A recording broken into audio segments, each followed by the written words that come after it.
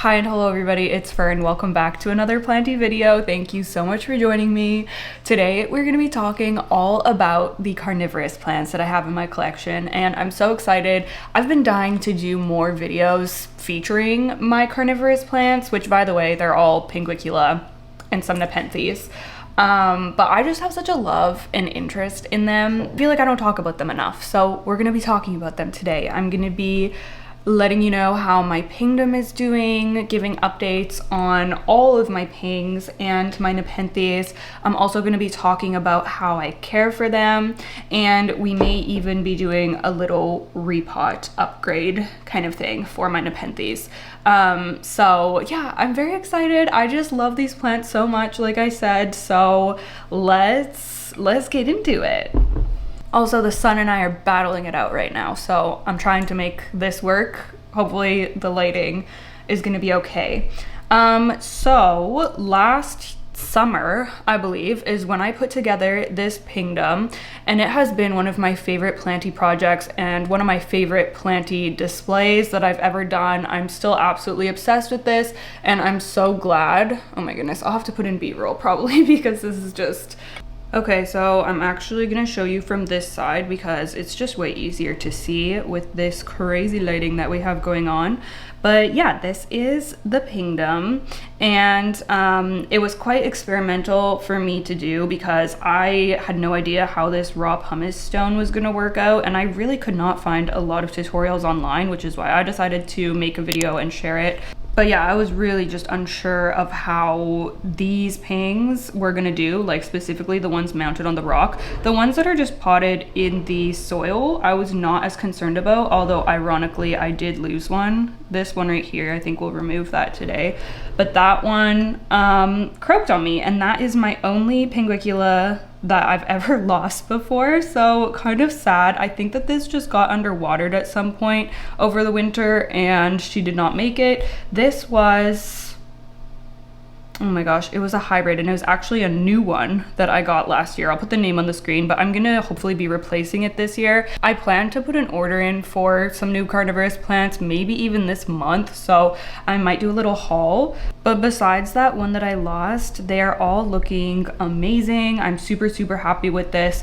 We even have multiple pings splitting on us, so I could actually take those apart and pot them up separately. I'm just gonna leave them for now, I think, but it is really cool to see them do that. You can also see we have a lot of gnats being caught by them, which is great. We can see some roots, and we also have flowers, which is so stunning. Makes me so happy whenever my pings bloom. They're just the cutest, most cheerful little flowers. This one was Pinguicula goldeneye, the like white one, and that one's on its way out. The thing about my pinguicula collection is that a lot of them I don't know the IDs for because they're just too young for me to recognize, and I've just split them and propagated them so many times now that I just simply can't keep track, especially because they all look so similar when they're not sun stressed and when they're not flowering. So yeah, some of them I can definitely point out an ID, but some of them I cannot. So the update for the pingdom is that it's been doing amazing. This still lives on my plant shelf under Barina T5 lights. And yeah, it seems to love that. That has been enough light to get these to flower and to get some color on them as well. As you can see, we have some nice pink there, which is just stunning. And yeah, I try to keep this fairly moist at all times. Like as soon as I notice it getting pretty dry, I will try to top up the water. I have been late with the watering a few times, which I think is what caused the loss of that ping there. And they do tolerate that like fairly well. It's happened to all of my pings, honestly. They will dry out sometimes. Like some of these are even looking quite dry right now. But they're fairly resilient, and I just water them again and usually they will bounce right back. Look, this one has even caught a mealy. Oh my gosh. It's not focusing, but oh yeah, there we go. Doing the Lord's work. Wow. Anyways, yeah, literally zero complaints about this. I will link the video where I put this all together if you would like to make one of your own. But yeah, I highly recommend this project. It's so easy to maintain, it's easy to put together, and it's so fun just like creating it and styling it, putting whatever pings you want in. I also see other people put like Drosera and other carnivorous plants in here as well. So yeah, 10 out of 10 recommend the pingdom. We even have some kind of like mossiness coming in on the side there, which is really cool to see. Stunning. I love how geometric pings look.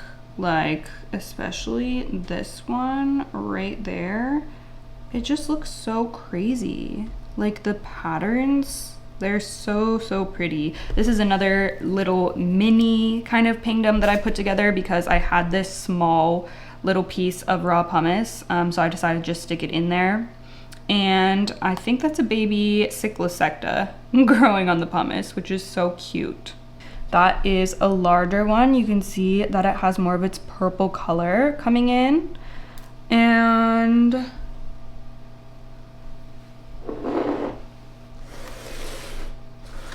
there is another cyclosecta with its purple coming in. So if you're looking for a purple ping, these ones can get like super vibrant. So definitely check out that variety. This one is just kind of starting to get her suntan for the spring. She's got some pink coming in, which is so cute. I think this is morinensis, but I'm not sure. And there's also some leaf pullings that I took of hers that are turning into little babies in there.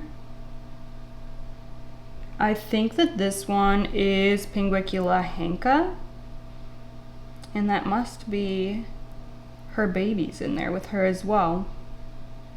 Yeah, I just kind of go crazy with these, just like propagating them and stuff. So they definitely get hard to keep track of, but I don't even care. Like, I'm just happy to grow them, even if I don't know who's who.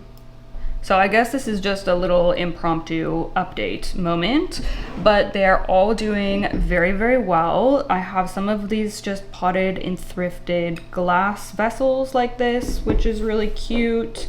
I like to pot all of these in no drainage. That is just my preference to keep them somewhat moist. Yeah, these have some dried leaves. I haven't really maintained these in a while, which is kind of, I wanted to do some of that in this video, but yeah, I'll just pull the loose dry ones off. Okay, so as for these ones, in these fancy, beautiful self-watering pots from Understory Labyrinth. Ooh, I guess I won't move it into the sun. I have two of these right here, which are just so beautiful. Now, I potted these pings in here not too long ago, like within the past couple of months, and they've settled in really well. I tried to keep the water topped up, so there's this like reservoir of water around the outer perimeter, and then it gets sucked up into the middle here. And they seem to really love that. I also have both of these under the Barina T5 lights, the same as the pingdom. Here is the butterfly one right there. They are doing really well. You can see they've been catching some gnats. So cute. These ones are still quite small, so they have got a ways to go. So as you can see, the pings are all doing amazing. Now, they either grow on my plant shelf under the Barina T5 lights, or they grow on my south-facing windows. I kind of prefer the south-facing window. I think that it gives them more color. I would just give as much light as you can to these. I think that they really love a lot of light, and that is going to, like I said, color them up, but it's also going to promote flowering. And I think that the flowers are one of the best parts of growing these plants because they're all different, they're vibrant and cute, and they last a fairly long time as well. And they can also put out multiple at once. So for example, this one here has these two at once, which is so nice. I try my best to keep them moist pretty much at all times. I mean, in the winter sometimes when they're not getting as much light, particularly the ones on the windowsill, I will go longer between watering. I'll kind of let them dry out a little bit more. But during the summer, I really try to stay on top of it because they will dry out pretty quickly, even when they're not in, they don't have drainage, like they're all just self-contained in little like glass vessels. I usually water with this zero water pitcher. I saw this recommended by a lot of carnivorous plant people, so I got this last year. And before that, I did water with tap water, which you're not supposed to do, but I think I got away with it just because we have really high quality water here and it's like a 0 on the hardness scale, so it really didn't seem to bother them. But as I started collecting more carnivorous plants, I figured I would just, you know, go ahead and grab this pitcher so that they could be getting the best water possible. You can also water with distilled. The main thing is that you just don't want a bunch of minerals and things in the water going into these plants. They do not like that. And along the same lines, you're not supposed to fertilize them. I think that you can foliar feed these. I see people use the like C Max fertilizer. I have never fertilized these guys. They solely just survive on gnats, and you know, luckily I have a lot of plants in here, so there are gnats that happen, and these guys like to catch them, so they're like a natural pest control, although I definitely wouldn't rely just on these plants if you had like a gnat infestation or something. But it's kind of nice that they're like self-sustaining, really. You just water them and they feed themselves, which is cool. I get questions about humidity. I don't grow any of these pinguiculas in like cabinet conditions or anything. They're all just in ambient humidity. My average humidity is like 50%, so it's not super dry, but it's not like I'm not supplementing the humidity. Speaking of gnats, there's literally one like flying around the camera right now. I think as long as you're able to stay on top of the watering, I really wouldn't worry too much about the humidity. As for propagation, these are so easy to multiply, which is one of my favorite things about them. And also one of the reasons that I don't understand how these can be so expensive sometimes, like because it's so easy to get like 50 more of them from just one. So leaf pulling is the first way. You just take a healthy, like you can use tweezers and just grab off like a healthy leaf, put that on top of the soil, it will root up. Or you can divide them. Like, let me find, do I have a better one to show? No, just these ones in here right now. They will eventually, oh my gosh, they love to just split into two, and you can literally just pull them apart and then pot both of those up separately.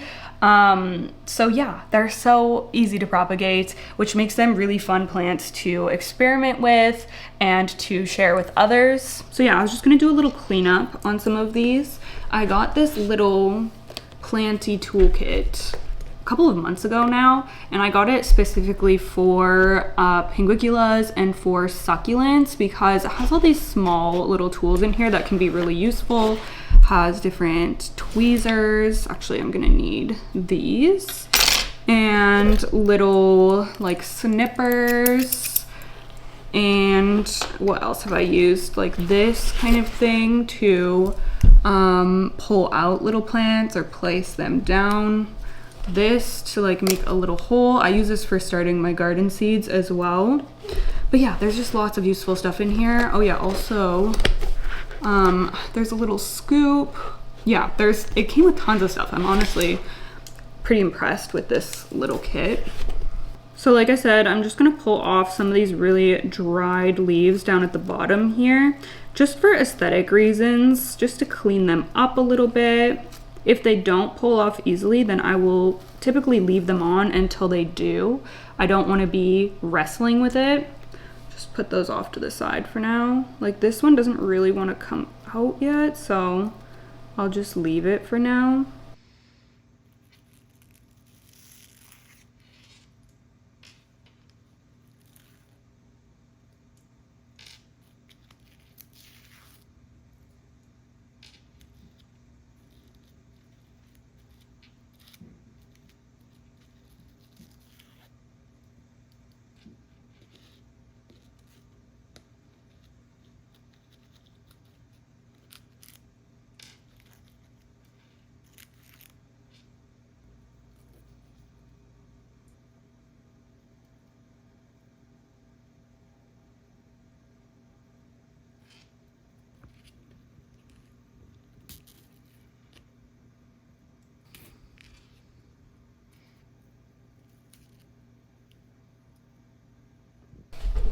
some of these need a water as well, so I'm just gonna give them a little drink.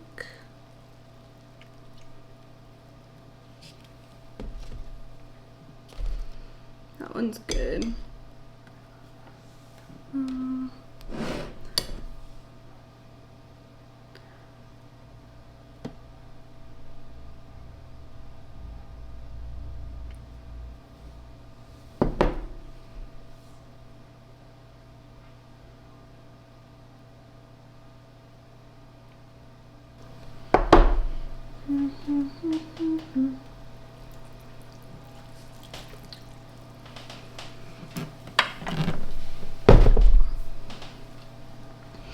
Okay, I'm gonna remove the deceased from this.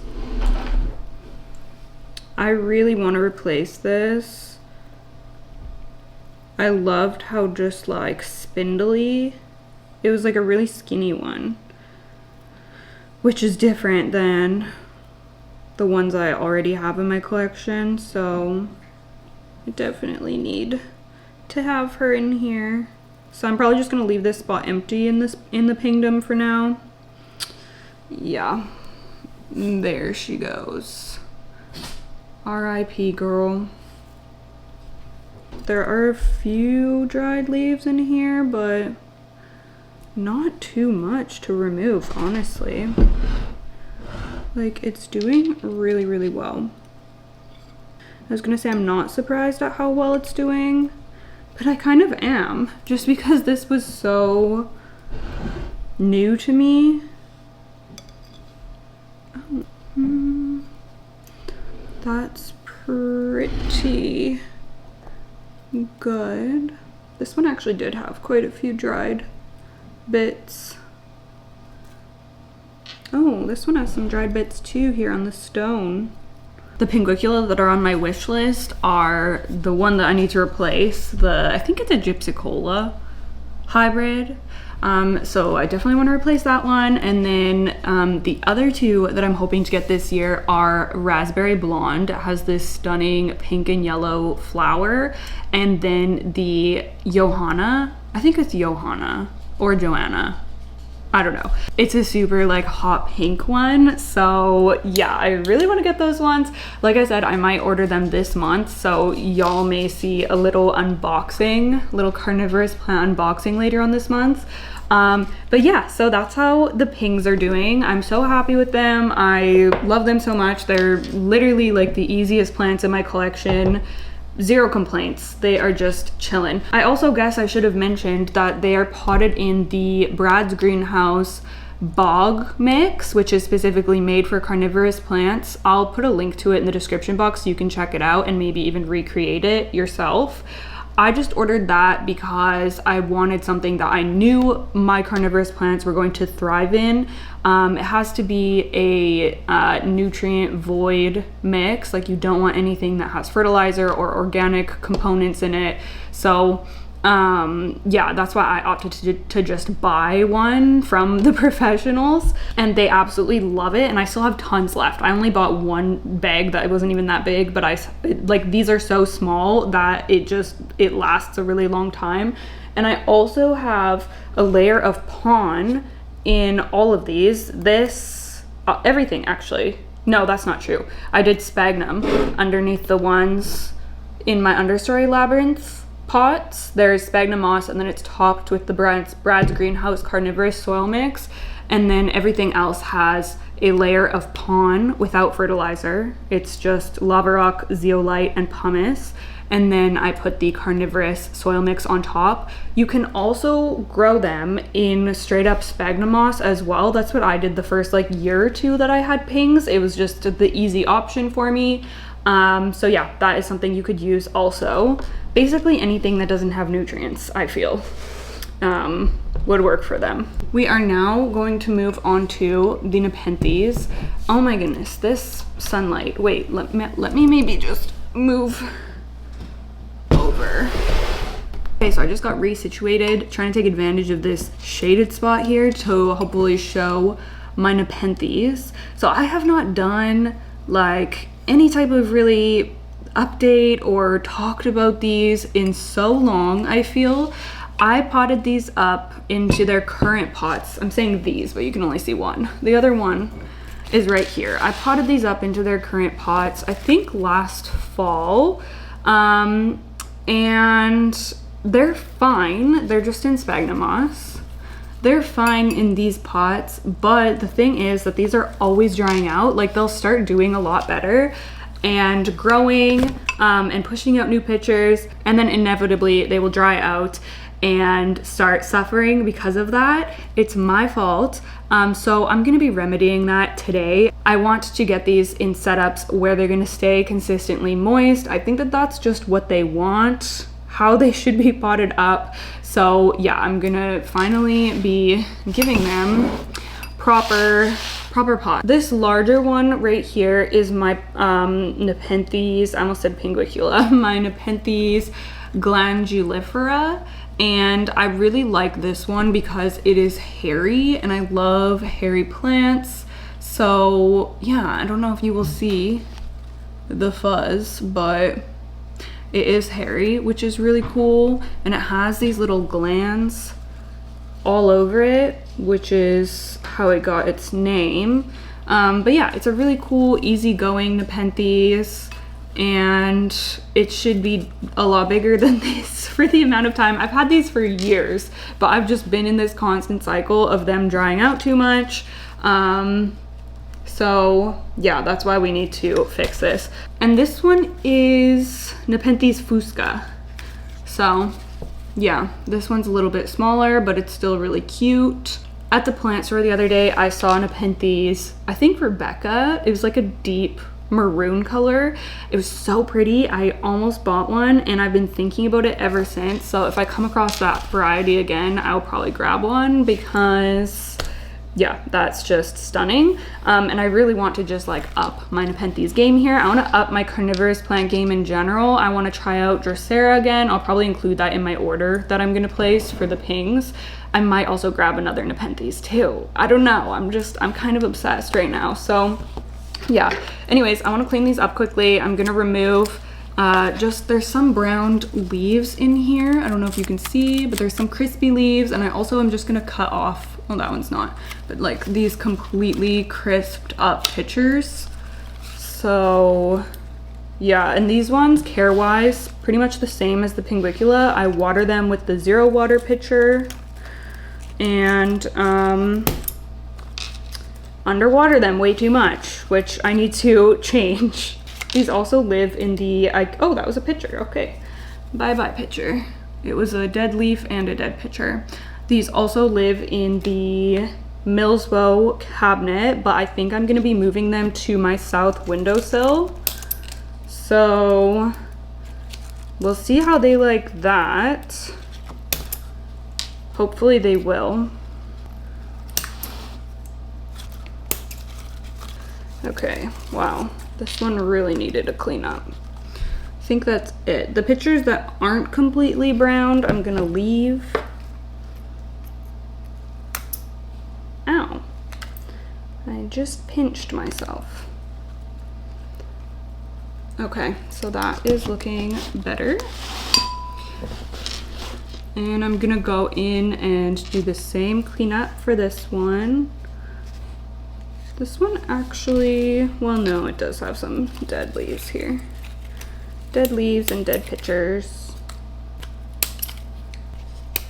Let me know if you are into carnivorous plants. I mean, I'm assuming if you're watching this video, then you are interested in them, but maybe there will be some loyal viewers who are watching this video and you're not interested in them. So I'm just curious to know, like, who else is in their carnivorous plant era right now, because I just think they're so cool and I love how easy they are.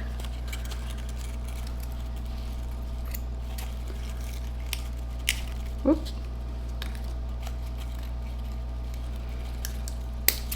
Same thing with these, you're not supposed to fertilize them, at least not in the pot.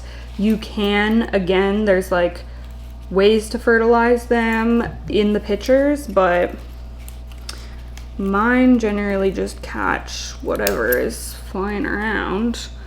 I don't even know. Oh yeah, oh my gosh, there's a lot of gnats in the pictures. So they are doing well. I'm gonna try to show you, where's my phone? If you'll be able to see, can you see them all in there? Oh my gosh. Let me try to zoom. Oh, it's blurry. Oh my gosh. All the gnats. Oh man. So for this larger one, I'm actually thinking that I'm just gonna go ahead and pot it into this white, like directly pot it, just a sphagnum moss into this white pot. It has no drainage hole or anything, so it should retain a lot of moisture. So that's the plan for this one. And then this one, I don't really have a pot on hand that works well for it, so I'm gonna have to keep my eye out for that. And in the meantime, I think I'm just gonna sit it in this little glass container thingy that I got. I actually got this for pinguicula. I am gonna be planting a pinguicula in here, but I'm saving it for some of the new ones that I get. So I think I wanna put the Johanna in here because this like teal colored glass I think would be so pretty with the vibrant pink color. So that's my long-term plan, but for now I think I'm just gonna use it as like a little tray for this guy. So that's super easy. I literally just have to add some water into it, and it's gonna be just a little reservoir for him. There we go. And like I said, I'm gonna be keeping these on the windowsill now, so I can literally pop him on there right now. This is a good time for me to transition them out onto the windowsill also because it's not like extreme sun yet. We're still in spring, so they should be able to handle it. And then yeah, for this one, I think I am gonna go grab my sphagnum moss and just pot it directly in here because I think that'll look nice. And there's also this little like, do you see how it dips down into the bottom? So I think that'll be good. Water can kind of like hang out in there. I just don't want these drying out anymore. And then we're gonna take him out. I'm actually curious if I'm gonna be able to see any roots.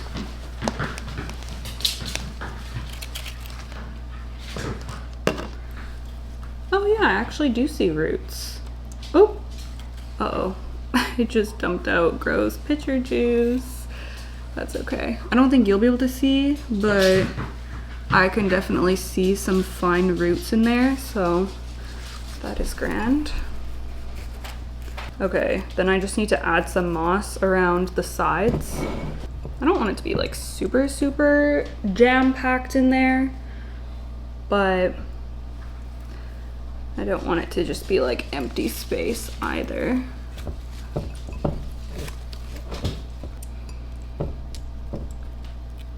It looks so cute in this pot. That is such an upgrade, honestly. It's so much nicer.